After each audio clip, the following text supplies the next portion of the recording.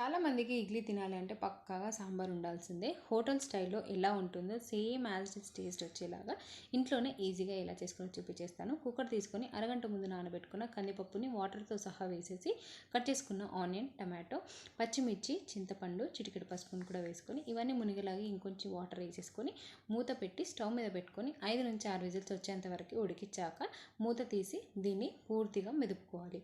ఇలా పూర్తిగా మెదుపుకునే టైం లేనప్పుడు దీన్ని మీరు మిక్సీ జార్లో వేసి అయినా మెత్తగా ఇలా గ్రైండ్ చేసుకొని అయినా తీసుకోవచ్చు. ఇప్పుడు దీంట్లోకి హాఫ్ గ్లాస్ అన్ని వాటర్ని వేసేసుకొని దీన్ని పక్కకు పెట్టాలి. ఇంకో పాన్ తీసుకొని కొంచెం ఆయిల్ వేసి ఆయిల్ హీట్ అయిన తర్వాత పోపు దినుసులు, కరివేపాకును వేసుకొని వీటిని ఆయిల్లో ఫ్రై చేసుకోవాలి. ఈ కొద్దిగా వేగిన తర్వాత వెల్లుల్లి, కొంచెం ఇంగువ కూడా వేసేసుకొని బాగా ఫ్రై చేసుకోవాలి. ఇప్పుడు దీంట్లోకి కట్ చేసుకున్న ఆనియన్, క్యారెట్ని కూడా వేసేసుకొని బాగా కలుపుకోవాలి. ఇవి బాగా కలిపిన తర్వాత బాగా ఉడికించుకోవాలి. 5-6 నిమిషాల తర్వాత ఇవి బాగా ఉడికిపోతాయి. ఆ తర్వాత దీంట్లోకి తగినంత కారం, ఉప్పు, సాంబార్ పౌడర్ కూడా వేసేసుకొని బాగా మిక్స్ చేసుకోవాలి. ఒక 2 నిమిషాలు ఇలా ఫ్రై చేసిన తర్వాత మనం పక్కకు పెట్టుకున్న పప్పును కూడా దీంట్లోకి యాడ్ చేసేసుకోవాలి. ఇప్పుడు చిక్కగా ఉంది కాబట్టి ఇంకొన్ని హాఫ్ గ్లాస్ అన్ని వాటర్ని కూడా వేసేసుకొని బాగా మిక్స్ చేసుకొని ఉడకనివ్వాలి.